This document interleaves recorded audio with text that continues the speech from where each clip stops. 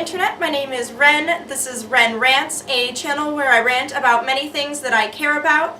In this video, we're going to be doing a spoilery review of Avengers Infinity War. So if you have not seen the movie, go back and watch part 1, linked in the description down below, and come back after you have seen the movie. Unless you don't care about spoilers, I can't stop you, I'm not your dad. What I normally would do with a review like this is kind of go through the plot of the movie in chronological order and break the movie down, but I don't really think that I'm qualified to do that. And what I mean by that is this is a movie for an enormous cinematic universe. It relies on a lot of knowledge and backstory.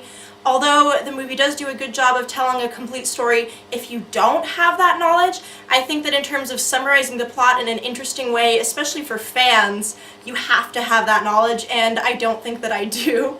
I barely got what was going on in some scenes because they're characters that I just hadn't watched the movies for.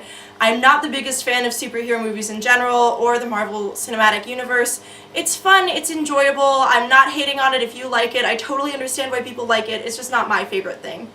But I did enjoy certain things about this movie, and I think it's fun to talk about, so instead I'm going to focus on the more philosophical themes of this movie, which in my opinion was a contrast between classical utilitarianism and egoism.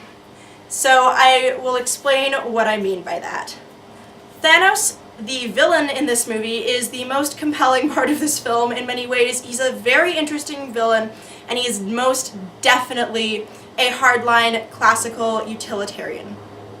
Classical utilitarianism is a school of thought largely defined by John Stuart Mill and Jeremy Bentham. Both had a lot of focus on producing the most Epicurean good for the greatest number of people, so it was a comparison for the most pleasure produced versus the least pain produced as what defines a morally good action. Utilitarianism in general is largely based around the idea of maximizing the most good for the greatest number of people. There are a couple of important caveats. It is a consequentialist ideology, meaning that it's definitely an ends justify the means sort of thing. We care much more about the result rather than the method to get there in utilitarianism. Another important aspect of utilitarianism is also impartiality or agent neutrality, meaning that everyone's happiness is considered equal. One living creature is one happiness token, everyone's happiness is equal. And I think that is particularly applicable to Thanos as a villain and as an important part of defining his utilitarianism, because his evil plan is basically that he wants to do what he's already been doing better, and what he's already been doing is marauding from planet to planet, culling half the population so that they'll have enough resources to go around, but he just randomly kills people. He doesn't save the nobles and kill all the poor people, he doesn't kill based on race, he just kills half the population, and his ultimate goal is to be as efficient as possible at killing half the population. So he's trying to gather all of the infinity gems, infinity stones. See, this is how little I know about this universe, don't judge me. And so he tries to gather all of those so that he basically can control the universe and unexist half the population all at once. Because he wants the unexisting to be as painless as possible, obviously.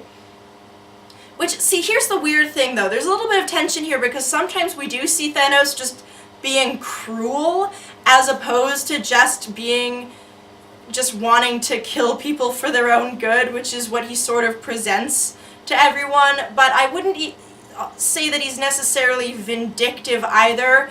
It doesn't seem to go out killing people that don't need to be killed in his opinion. It's just very interesting to see how he makes decisions. But I do think there is a major component of impartiality, and we really see that when he sacrifices his own daughter by violently just hurling her off of a cliff to have her splatter below.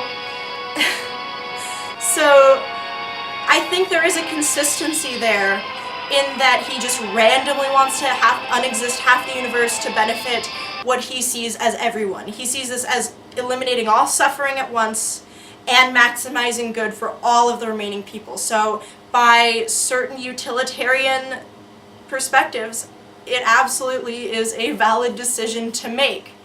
And utilitarianism as an ideology has a lot of criticism towards it because exactly this. Basically, this movie is basically utilitarianism bad, the movie. The idea is looking at a zealous utilitarian who thinks that the ends justify the means and has decided that he knows what society needs. And so I think it's really interesting how they explored that with Thanos.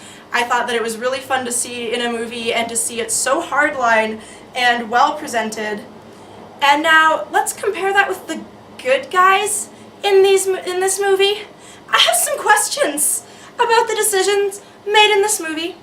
So the mob that goes along to kill Thanos on his ship after following the abducted Doctor Strange and his time stone gem, whatever, that's a mess. First of all, he just gives up the stone as soon as Tony Stark, a guy he met, like, what, today? Yesterday? How much time passes in this movie? Not much. He's just met this guy and he's like, well, half the universe will die. I can't destroy my stone because it's such a special stone. Here, I'll just give it to you. Can't just let this random person I barely know die. No! No, no, no! You're doing this wrong. You are doing this so wrong. What happens to the needs of the many outweighing the needs of the few? Just logical. The needs of the many outweigh the needs of the few. Like, even the several outweighing the needs of the one would be kind of like an important thing to consider here. And we see a similar thing later on with Vision, when they're just like, oh, well, we could destroy the stone, but that would kill him. Well, I guess we'll just take him to Wakanda and visit an enormous amount of destruction on these people who were not involved in this mess at all, while we do something that is going to make it harder to save the entire universe. Yeah, that makes sense. So they go to Wakanda, and while Shuri's brilliantly trying to solve the stupid problem they got them into by just randomly deciding to take care of this now, Wakanda gets just mobbed by a bunch of terrifying alien dog creatures, and a fuck ton of people die to save one person.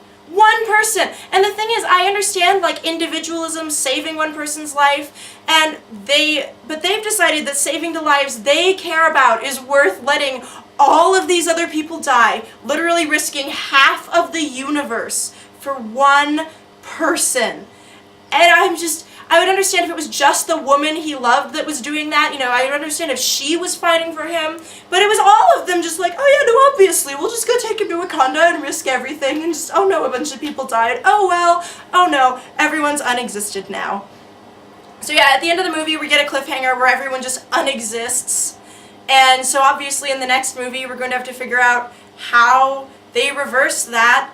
But my god, this was a frustrating movie. The good guys were so stupid in this movie. Thanos had no trouble just beating them all to pulps and just grabbing whatever he wanted. He was met with very little resistance. So little resistance to his evil plan. He was just like, oh, well, I'm gonna do this. And then he just went out and did it. Like, very unimpressive resistance, to be completely honest. Even Thor, like, leaping down with his shiny new hammer axe, and then for some reason just not going for his face so that he could snarkily deliver a line to Thanos while he dies. Good job, Thor! Good job prioritizing your own ego over, you know, killing him. You could have just chopped his face. That would have been cool. Oops. So, frustrating movie to watch, but interesting themes. More interesting than I was expecting from a superhero movie like this. And I would say it was pretty well defined throughout the movie, and it was pretty enjoyable. I had fun with this movie, and it was surprisingly a little more complicated than I was expecting in terms of the themes of the movie, but it did still have kind of the slapdash messy plot that I was expecting from a movie like this. So let me know what you thought of the movie in the comments section down below. Feel free to post whatever spoilers you want now. If you refrained in the previous video, thank you. How polite. And that is all I have for you. See you next time. Wiedersehen.